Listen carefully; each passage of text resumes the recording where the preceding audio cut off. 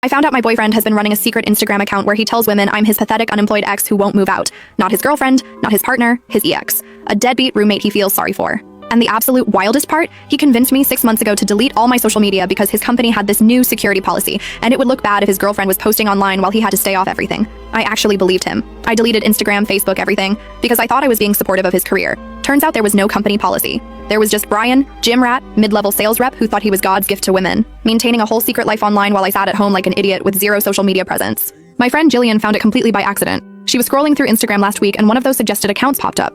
You know how the algorithm works, showing you people based on mutual connections or whatever. She clicks on it and there's Brian, with his gym selfies and his flexing photos and his stories about being single and ready to mingle. She sent me screenshots and I literally thought she was pranking me at first. This had to be a fake account, right? Someone catfishing using his photos? But no, it was verified through mutual friends. Same locations we'd been to, same gym he goes to every morning at 5 a.m., which I always thought was dedication to fitness, but now I'm realizing was probably dedication to filming thirst traps in the locker room mirror. The account had been active for at least 6 months, 6 months of carefully curated posts about his solo adventures and single life and focusing on myself. And here's where it gets so much worse. Remember those vacation photos we took in Miami back in March? The ones where we went to the beach and did that whole resort weekend for his birthday? Every single photo on his Instagram from that trip had me cropped out. Not just untagged, cropped out.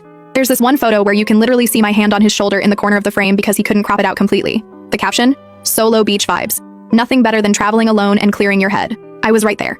We shared a king bed in that hotel room. I paid for half the trip. And he's posting about traveling alone. Jillian sent me probably 30 screenshots and I went through every single one trying to process what I was seeing. The comments were even worse. Girls flirting with him, asking where he lived, saying they should meet up. And he was responding. Not just liking comments, actually responding with flirty messages back. One girl commented asking if he had a girlfriend and he replied, I have this screenshot burned into my brain forever. Nah, I've got a roommate situation I'm dealing with but nothing serious. She's nobody, just some unemployed loser I feel sorry for. Probably gonna kick her out soon, lol. Unemployed loser. For context, because I know someone's gonna ask, I'm not unemployed. I work part-time at a bookstore because I'm finishing my degree. I'm 26 and went back to school after taking a few years off. The bookstore job pays minimum wage. Yeah, but it works with my class schedule and I'm 3 months away from graduating. Brian knew this. He was supposedly supportive. He said he was proud of me for going back to school. Guess he was just tolerating me until he could find someone better. There was another comment thread where some girl asked about a woman's voice she heard in his Instagram stories, because apparently I'm in the background of some of his videos and you can hear me talking. His response? Oh, that's just my pathetic ex who won't move out. Total deadbeat. I'm working on getting rid of her. Pathetic ex who won't move out. We live together. We live together. In an apartment that I found, by the way. I was living there first, and he moved in 8 months ago when his lease ended because it made financial sense. And we were serious about each other. The lease is in my name. He pays half the rent, but it's my apartment legally. But somehow in his version of reality, I'm the ex who won't leave his place. Jillian kept sending me more screenshots, and with each one, I felt like I was watching my entire relationship dissolve in real time. There were posts about him being finally free and living his best single life and done with toxic relationships. And the gym photos, so many gym photos. Shirtless bathroom selfies with captions about being focused on self-improvement and cutting dead weight from my life. The comments were always the same. Women telling him how hot he was, how they'd love to work out with him, asking if he wanted to grab drinks. He responded to basically all of them. Made plans to meet up with at least 3 different women that I could see in the DMs that Jillian managed to screenshot. Long story, but one of the girls who'd been messaging him was friends with Jillian's coworker and showed her the conversation when she realized they were talking about the same Brian. In these messages, he was telling girls they should come over to his place. After, his roommate finally leaves for her minimum wage job in the morning. My morning shifts at the bookstore. He was literally timing hookups around my work schedule. I'm reading all of this while sitting on our couch. Sorry, his place, according to him, and trying to figure out what the actual hell was happening. How do you even process something like this? Your boyfriend hasn't just been cheating. He's been living a completely different reality where you don't exist as his partner. You're just some annoying obstacle he's trying to remove from his life. I didn't confront him immediately. I know some people are gonna say I should have, but I was in shock. I just sat there with all these screenshots on my phone, watching him come home from work that evening like everything was normal, asking me what we should order for dinner, complaining about his boss, being completely casual like he wasn't telling the entire internet that I was a deadbeat ex. That night, I barely slept. I kept looking at the photos, reading the comments, trying to understand how someone could be that two-faced. In bed next to me, he was scrolling on his phone, probably on that secret Instagram I wasn't supposed to know about, while I pretended to be asleep. The next morning, he got up for his 5 a.m. gym session like always. I heard him in the bathroom taking photos. The sounds are different when you know what you're listening for. He left and I laid there thinking about every morning he'd done this exact same routine for the past 6 months. Getting up early, going to the gym, taking thirst trap photos, posting them for other women, coming home to me like nothing happened. I went to work that day and couldn't concentrate on anything. My coworker Wendy asked if I was okay because I kept zoning out in the middle of helping customers. I didn't tell her what was going on because honestly, I didn't know how to explain it. How do you say, my boyfriend has a secret Instagram where he pretends I don't exist? After my shift ended, I sat in my car in the bookstore parking lot and went through everything again. Made sure I had all the screenshots saved. Went through the timeline of when he'd asked me to delete my social media versus when his account started getting active. Looked at every single post and comment and message. And that's when I decided I wasn't going to just confront him. I was going to be strategic about this. Because here's the thing, Brian thinks he's so smart. He thinks he's got everything figured out. He's been running this whole operation for 6 months, and in his mind, I'm too stupid or too broke or too dependent on him to do anything about it even if I found out. What are you gonna do? You can't even afford rent without me. Energy was radiating from every single one of those Instagram posts.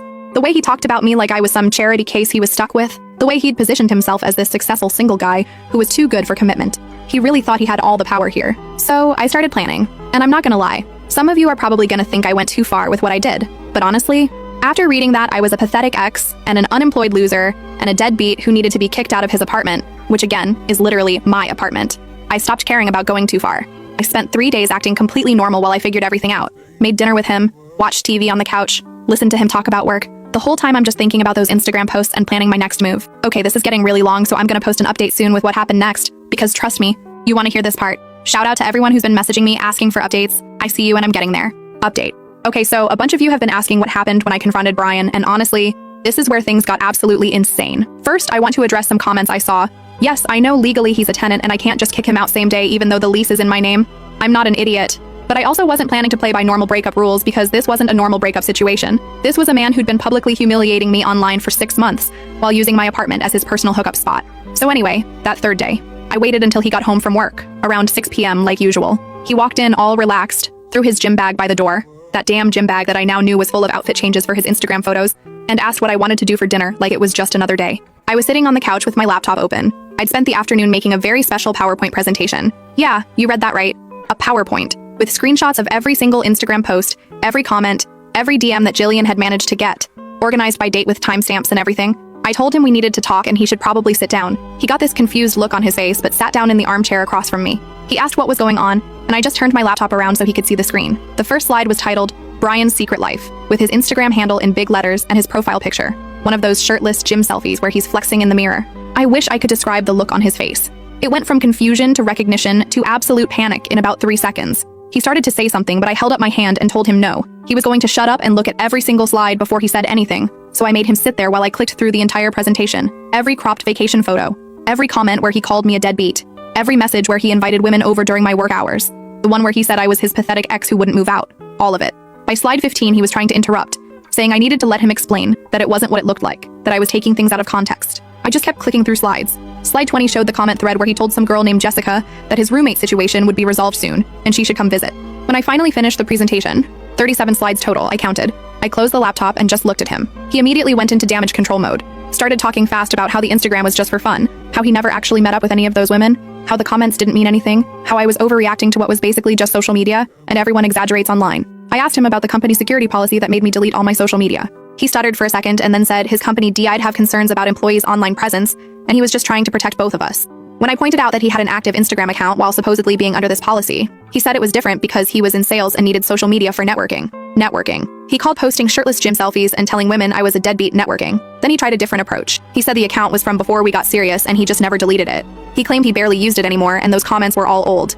I pulled up my phone and showed him a comment from 3 days ago, where he responded to a girl asking if he was single and he said yeah, completely single and loving it. That's when he started getting defensive instead of apologetic. He said I had no right to go through his social media, and that having a private Instagram account wasn't cheating. He said a lot of people have separate accounts for different parts of their lives, and I was being controlling by making this into a huge deal. I reminded him that I wouldn't even know about his private account if I still had my own social media, which he convinced me to delete under false pretenses. He said that was a separate issue and I was conflating 2 different things. We went back and forth like this for probably an hour. Every time I brought up something specific, the cropped photos, calling me unemployed, inviting women over, he had some explanation that somehow made it not as bad as it seemed. The photos were cropped for aesthetic composition. He was venting about our relationship to friends online, which everyone does. He never actually had anyone over and it was just talk. But here's what really got me. He kept circling back to this idea that I was being crazy and irrational. He said I was letting my friend get in my head and turn something harmless into a relationship-ending crisis. He said Jillian probably had her own agenda and wanted to break us up. He said I needed to calm down and think logically about this instead of letting my emotions control me. The audacity. This man had been running a secret Instagram for 6 months where he pretended to be single, and I was the one being irrational. I told him he had 24 hours to move out. Just said it flat out. 24 hours. Pack your trash and leave. That's when he completely switched tactics. Suddenly he was apologizing, saying he made a huge mistake, that he'd delete the Instagram immediately, that we could work through this. He said he loved me and he didn't want to throw away years over some stupid social media account. He actually started tearing up, talking about how much I meant to him and how scared he was of losing me. And for like 30 seconds, I almost believed him. Because that's the thing about someone you've been with for 3 years. You want to believe them when they say they're sorry. You want to think the person you fell in love with is still in there somewhere. But then I remembered that comment. Total deadbeat. I'm working on getting rid of her. and the tears didn't matter. I told him the apology would have meant something if I'd found out about this 2 weeks in, not 6 months in. 6 months of lying, 6 months of humiliating me online, 6 months of planning hookups during my work shifts. That's not a mistake, that's a whole separate life. He kept trying to argue, saying I couldn't just kick him out because he lived here too and paid rent. I reminded him the lease was in my name and legally I had options. He said he'd refuse to leave and I'd have to go through formal eviction, which would take months. So I told him fine, don't leave. But I was calling his mother. This is where I need to give some backstory. Brian's mother Marjorie is extremely Catholic, extremely traditional, and thinks Brian walks on water. She's always been kind of cold to me because she doesn't think anyone is good enough for her precious son. But she also has very strong opinions about how relationships should work, and lying is basically the worst sin you can commit in her book. Brian went pale when I said I was calling Marjorie. He told me I wouldn't dare because that was manipulative and bringing parents into a relationship issue was immature. I picked up my phone and started scrolling for her contact. He tried to grab my phone, but I moved away and told him if he touched me or my phone, I'd call the cops before I called his mother. He backed off but kept saying I was being ridiculous, that his mother had nothing to do with this, that I was just trying to hurt him now instead of actually dealing with our problems. I said no, I was going to make sure everyone in his life knew exactly who he really was since he'd been working so hard to make sure everyone in his online life knew who I supposedly was. I called Marjorie right there on speakerphone. She answered all cheerful asking how I was doing, and I told her I was doing terrible actually because I needed to tell her something about Brian and she should probably be sitting down. Brian was frantically whispering at me to hang up, that I was making a huge mistake, but I ignored him. I told Marjorie everything, the secret Instagram, the post calling me a deadbeat and an ex, the fake company policy that made me delete my social media, the women he was messaging, the invitations to come over during my work hours, all of it. There was silence on the other end for a solid 10 seconds, and then Marjorie asked to speak to Brian. He took the phone off speaker and walked into the bedroom. I could hear him through the door trying to explain, saying I was exaggerating, that it was all a misunderstanding, that I was having some kind of episode, and believing things that weren't true. Marjorie's voice came through the door loud enough that I could hear her asking him to explain the screenshots then, explain the comments, explain why he lied about the company policy. The conversation went on for maybe 20 minutes. When Brian came back out, he looked like he'd been hit by a truck. He handed me the phone, and Marjorie asked me if I had somewhere else to stay tonight because she was coming over tomorrow morning, and she expected Brian to be packed and ready to leave with her. I told her I wasn't going anywhere because this was my apartment. There was another pause, and then she said she'd be there at 10 a.m., and Brian better be ready to explain himself to his father too. After I hung up, Brian just stood there staring at me. He said I just ruined his relationship with his parents over a fight about social media. He said I was vindictive and cruel, and he couldn't believe I'd stoop that low. I told him he could sleep on the street and tomorrow he'd be leaving with his mother like she said. He tried to argue more, but I went into the bedroom and locked the door. I barely slept that night. I kept hearing him moving around in the living room, kept expecting him to try to knock on the bedroom door and keep arguing, but he didn't. The next morning I woke up around 8 a.m. and came out to find him aggressively shoving stuff into duffel bags. He wouldn't look at me, just kept hacking in angry silence while I made coffee in the kitchen. Around 9:30 his phone started ringing. He looked at it and ignored the call. It rang again and again. Finally he answered and I heard him say, "Mom, I'm almost ready. You don't need to come up." But apparently Marjorie wasn't taking no for an answer, because 10 minutes later there was knocking on the door. I answered it, and Marjorie walked in looking like she was dressed for war. She was in this burgundy pantsuit with her hair done all perfect, and her face was set in this expression that clearly said someone was about to get lectured into next week. She nodded at me politely and then turned to Brian and asked if he had everything packed. And here's where things took another turn, because Brian's father Randall was standing in the hallway behind her. Okay, I have to split this into another update because this is getting super long, and what happened next with his parents was wild. Stay tuned because you're not gonna believe where this goes. Final update.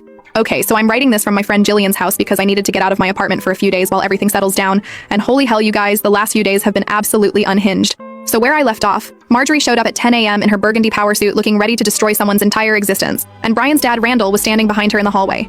Randall is this quiet guy who lets Marjorie do most of the talking, but when he does talk, people listen. He's got this whole disappointed dad energy that's somehow worse than yelling. They both came into my apartment, and Marjorie told Brian to finish packing while she and Randall talked to me in the kitchen. She asked if I had copies of everything I'd told her about on the phone, and I showed her the screenshots on my laptop. She went through every single one with this expression that got darker and darker, and Randall looked over her shoulder reading the comments where Brian called me a deadbeat and a pathetic ex. When they finished looking, Marjorie closed the laptop and asked me how long this had been going on. I told her at least 6 months that I knew of, probably longer. She asked if Brian had actually brought other women to the apartment, and I said I didn't know for sure, but he'd been trying to based on the messages. Randall asked why Brian had me delete my social media, and I explained the fake company policy. He got this look on his face and said that didn't make any sense because Brian's company doesn't have social media restrictions for sales staff. They actually encourage it for networking. He would know because he has a friend who works in Brian's department. This was news to me, and I said as much. Randall said the whole story sounded fabricated, and he wanted to hear Brian's explanation directly. They called Brian into the kitchen, and Marjorie asked him to explain the company policy that required me to delete my social media. Brian started spinning this story about how his manager had mentioned that significant others posting online could create liability issues and he was just being cautious and protecting both of us. Randall cut him off and asked which manager said this. Brian named his direct supervisor, some guy named Tom. Randall pulled out his phone and said he was going to call Tom right now and verify this policy. Brian panicked. He said that wasn't necessary, that maybe he'd misunderstood what Tom said, that it might not have been an official policy, but more like a suggestion. Marjorie asked him why he'd present a suggestion as a mandatory policy that required me to delete all my social media accounts. Brian tried to say he was just being overprotective, and I was reading too much into how he'd phrase things. I jumped in and said no. He specifically told me it was a company requirement, and if I didn't comply, it could affect his job. I asked him to explain why he needed me to have zero online presence while he was running an Instagram account telling everyone he was single. That's when Brian switched to being defensive again. He said the Instagram was private and I never would have known about it if my friend hadn't gone snooping. He said I was violating his privacy by looking at his social media without permission. Marjorie asked him if he seriously thought privacy was the issue here, when he'd been publicly calling me names and lying about our relationship status online. She asked him what he thought would happen when I eventually found out, because lies like this always come out eventually. Brian said he was planning to delete the account, that he'd just gotten caught up in the attention and validation from other women, and it spiraled out of control. He said he never meant for it to go this far, and he was going to end it before I found out. Randall asked when exactly he was planning to end it. Brian said soon. He'd been thinking about it for a while. Randall said that was interesting because the comments were from 3 days ago, which doesn't sound like someone planning to stop. The conversation went in circles like this for over an hour. Every time Brian gave an explanation, his parents would poke holes in it with specific questions. Every time he tried to minimize what he'd done, I'd bring up another screenshot or comment that proved it was worse than he was admitting. At one point, Marjorie asked him directly if he'd been unfaithful. Brian swore he hadn't actually cheated, that all the messages were just talk and he never followed through. Randall asked why they should believe him when he'd been lying about everything else for 6 months. Brian started getting agitated and said everyone was ganging up on him and not letting him explain. He said he made mistakes, but I was dragging his parents into it to punish him, instead of trying to work things out like adults. He looked at me and said I was being vindictive and trying to turn his family against him. I told him I didn't need to turn anyone against him. His own actions did that.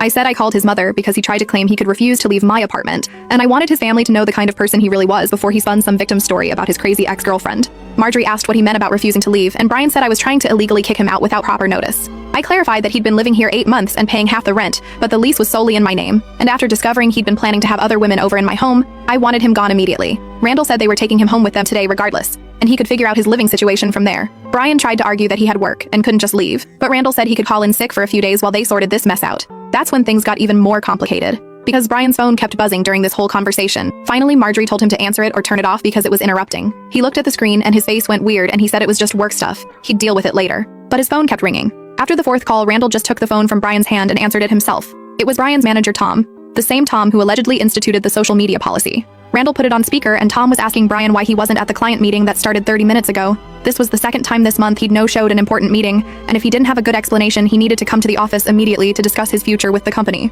And this is where Randall absolutely destroyed Brian's entire world, and I got to watch every beautiful second of it. Randall told Tom that Brian wouldn't be working there anymore, period. Tom sounded confused and asked if this was really Brian's father and what was going on. Randall said yes, this was his father, and Brian had some serious personal issues to deal with that made it clear he wasn't mature enough to handle a professional office job. Tom started saying something about proper notice and exit procedures, but Randall cut him off and said Brian would send a formal resignation by the end of the day. Tom asked to speak to Brian directly, and Randall said no. Brian had made enough poor decisions lately, and Randall was making this one for him. Brian tried to grab the phone, but Randall held it away and told Tom he appreciated the company giving Brian a chance, but it was clear Brian needed to learn some basic responsibility before he could handle a desk job. He said he'd already found Brian a new position that was more appropriate for his current level of maturity, working sanitation for the city. There was silence on the other end, and then Tom said something like, "Oh, well, good luck with that," and hung up. Brian absolutely lost it. He was yelling about how Randall had no right to quit his job for him, how he was a grown man who could make his own decisions, how this was insane and controlling and he wasn't going to accept it.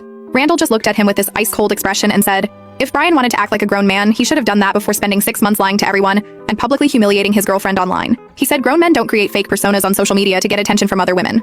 Grown men don't manipulate their partners into deleting their social media with made-up company policies. Grown men take responsibility for their actions. Brian said Randall couldn't force him to quit his job.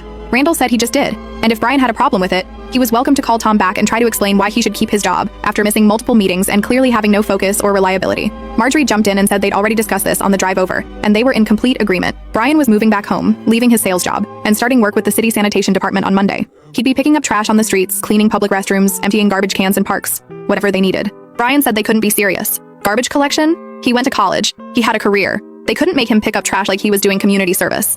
Randall said Brian should have thought about his career before spending his work hours taking shirtless gym selfies for Instagram and messaging women instead of actually doing his job. He said the sanitation position paid hourly minimum wage. The city would make sure Brian showed up on time every day with a supervisor watching him, and maybe some actual manual labor picking up other people's garbage would teach him the value of honest work and humility. I was just standing there watching this whole thing unfold and I had to bite my lip to keep from laughing. Watching Mr. Big Shot Instagram influencer find out he was about to spend his days collecting literal garbage was better than any revenge I could have planned myself. He tried arguing more, but Marjorie shut him down and said this wasn't a discussion. This was what was happening. She said he'd thrown away a good job and a good relationship for Instagram likes and attention from random women, and now he was going to spend his days cleaning up trash on street corners and emptying porta potties. Brian turned to me like I was going to defend him or say this was too harsh, but I just smiled and said his parents were being generous by finding him any job at all. I said honestly, picking up garbage seemed pretty fitting for someone who'd spent 6 months treating me like garbage online. He looked like I'd slapped him. He said I was a vindictive witch who was enjoying watching him suffer.